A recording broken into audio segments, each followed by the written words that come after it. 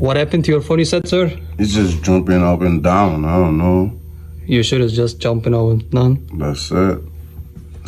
I didn't even drop it. I didn't do nothing to it. Don't worry, I got you.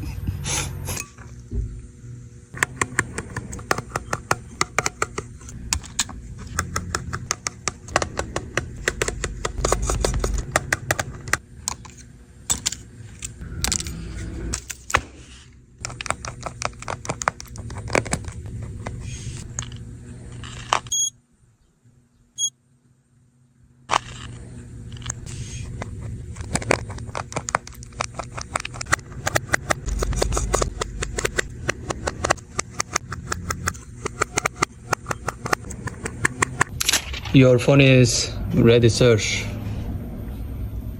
Damn. Thank you. You I think you forgot the back. You didn't want to fix it. Damn.